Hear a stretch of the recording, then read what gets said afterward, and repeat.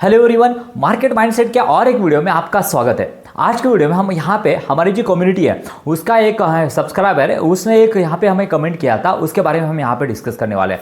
जो कि बायस रहता है हर एक इन्वेस्टर का, हर एक के पोर्टफोलियो में ये एक चीज़ होती है जो कि हर एक फेस करता है और उससे कैसे हमें यहाँ पे निकलना है, इन सभी के बारे में हम यहाँ पे डिस्कस करने वाले हैं, जो कि बहुत ही इंपॉर्टेंट होने वाला है। बिकॉज ऑफ ये आपको लॉसेस को नैरो करने वाला है और आपके प्रॉफिट को यहाँ पे वाइडर करने वाला है। देखिए क्या हुआ था, इनकी एक होल्डिंग है सोम डिस्टिलरीज करके।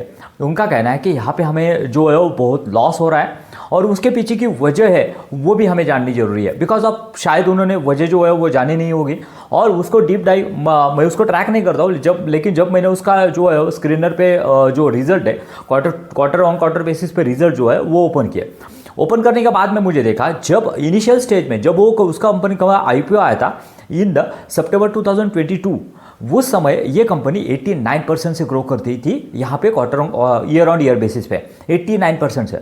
और उस समय इस कंपनी ने बहुत बड़ी रैली दिखाई। ये रैली जो है ना वो चली अराउंड जून 2025 तक।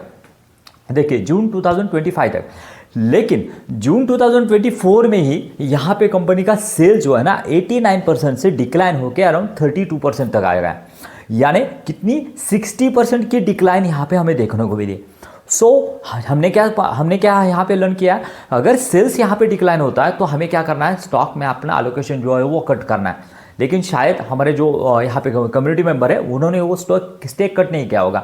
उनको लगा होगा कि यहाँ पे स्टॉक तो बढ़ रहा है, क्योंकि जून 2025 तक स्टॉक तो बढ़ रहा था, तब तक वो स्टॉक के साथ में थे। बिकॉज ऑफ क्या होता है ना, अगर छोटा स्मॉल कैप स्टॉक है या फिर माइक्रो कैप स्टॉक है तो उसमें जो है वो प्रोमोटर भी एक्टिव होते हैं, ये होते हैं ऑपरेटर भी एक्टिव होते हैं। और ऑपरेटर अगर एक्टिव है तो हो सकता है कि वो स्टॉक को बहुत ज़्यादा भगाए। जून 2025 के बाद में जैसे ही उसका जो डाउनफॉल चालू हो गया, और अगर पिछले 2-3 क्वार्टर की बात की जाए तो 13%, 4%, अभी तो -0.13 यानी -1% तक भी यहाँ पे सेल्स ग्रोथ, यानी सेल्स ग्रोथ ही नहीं इस कंपनी में। और हमारा पहला प्रिंसिपल क्या है, यहाँ पे सेल्स ग्रोथ जो है ना वो सबसे ज़्यादा इंपॉर्टेंट करती है। और जहाँ पे सेल्स ग्रोथ गिर गई ना तो वही से सभी खेल खत्म होने वाला है। आप कितना भी यहाँ पे स्टॉक जो है वो कितना भी रैली दिखाने दो, हमें उसमें रहना नहीं है। हमें यहाँ पे लोकेशन को काटना है या फिर पूरी तरह से निकल जाना है। उसके अगस्त में अगर यहाँ पे स्टॉक जो है वो रैली नहीं दिखाता है, इवन डिक्लाइन दिखा है, लेकिन सेल्स ग्रोथ अच्छी है, उसके मार्जिन्स में यहाँ पे जो है वो अच्छे खासे जो यहाँ पे कॉमेंट्री दी जा रही है मैनेजमेंट के द्वारा। और अगर ऐसा सिनेरियो हमें दिख रहा है तो वहाँ पे इवन दो आपका स्टॉक फॉल भी कर रहा है तो हमें वहाँ पे डटे रहना है। Sales growth is the important key metric for the every stock. Because of क्या है ना, अगर सेल्स ग्रोथ ही नहीं होगा ना, दूसरी बात उसमें क्या हुआ था, मार्जिन जो है ना, मार्जिन यहाँ पे 12% से, जब 2022 के मार्जिन देखें तो 12% है और अभी के मार्जिन देखें तो 15% है। मार्जिन में एक्सपेंशन हुआ है, भले ही मार्जिन में कितना भी एक्सपेंशन होने दो, लेकिन आपकी टॉप लाइन भी अगर ग्रो नहीं करेगी ना तो मतलब नहीं बनता है। आप कितना ही मार्जिन में एक्सपेंशन करके यहाँ पे जो है वो बॉटम लाइन में कितना इंपैक्ट डाल पाओगे, नहीं डाल पाओगे। बिकॉज ऑफ आपको अगर 89% की सेल्स ग्रोथ आप यहाँ पे 0 यानी 1% तक लेके आए हो तो उसका मतलब ही नहीं बनता है मार्जिन्स का। तो उसके बाद में मार्जिन देखने ही नहीं हमें। दूसरी बात, उसमें प्रमोटर होल्डिंग जो है वो 32 से 39 हो गई। और आप कुछ लोग क्या करते हैं ना, देखते हैं प्रमोटर होल्डिंग बढ़ गई है।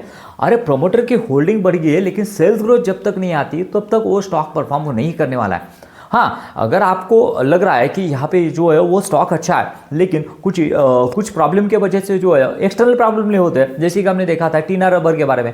उसका क्या हुआ ना, वो इजराइल और हमास का वॉर चल हो गया और यहाँ पे जो है उनके लॉजिस्टिक एक्सपेंसेस बढ़ गए और उसके वजह से क्या हो गया, उनका जो है वो bottom line and operating leverage चला गया। सेल्स ग्रोथ तो होता था, टॉप लाइन तो ग्रो करता था, लेकिन बॉटम लाइन नहीं करता था।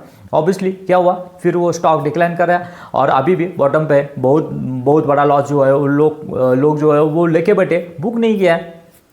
ऐसा ही है हमें अभी बात होगी कि ऐसे स्टॉक में, मैं खाली सोम डिस्टिलरीज की बात नहीं कर रहा हूँ, हर एक स्टॉक के बारे में बात कर रहा हूँ। ये मार्केट माइंडसेट की सीरीज हमने इसीलिए स्टार्ट की है कि माइंडसेट हमारा उस तरह का बनना चाहिए।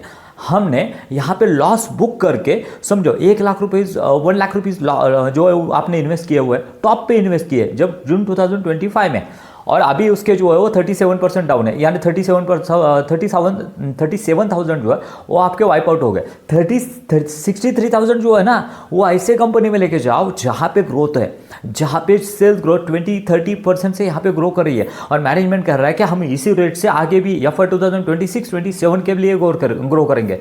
उसके साथ साथ मार्जिन भी हमारे अच्छे होने वाला है, प्रोडक्ट मिक्स भी अच्छा होने वाला है, ऑपरेटिंग लेवरेज भी मिल रहा है। ये सभी यहाँ पे जो है ना ये अपना पैसा उठा के वहाँ पे लेके जाना है। उसके बाद में हमें हमारा कैपिटल जो है वो प्रोटेक्ट करना है, बिकॉज अब क्या है ना कैपिटल हमारा बहुत लिमिटेड है। हमारा ऐसा तो नहीं है अनलिमिटेड कैपिटल है, कहीं से भी हम यहाँ पे लेके आ सकते हैं, ऐसा तो नहीं है।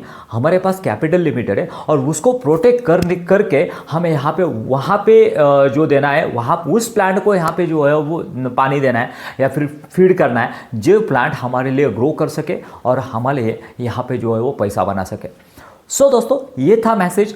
आपने पोर्टफोलियो में देखिए सेल्स ग्रोथ किस तरह से हो रही है, किस डायरेक्शन में हो रही है। अगर किसी में सेल्स ग्रोथ डाउन है तो आपको यहाँ पे सोचने की ज़रूरत है सेल्स ग्रोथ मैनेजमेंट ने गाइडेंस क्या दिया था और यहाँ पे एग्जीक्यूट क्या कर रहा है, और सही तरह से एग्जीक्यूट नहीं कर रहा है तो आपको यहाँ पे अपने पोर्टफोलियो को यहाँ पे रीबैलेंस करने की ज़रूरत है, वैसी कंपनियों को लाने की ज़रूरत है, ऐसे यहाँ पे जो है उनको जगह देने की ज़रूरत है जो आपका पैसा डिजर्व करते हैं, वरना उनको निकाल फीकिए और अच्छे स्टॉक को यहाँ पे अपने पोर्टफोलियो में लेके आइए, तभी और तभी यहाँ पे जो है पैसा बनेगा।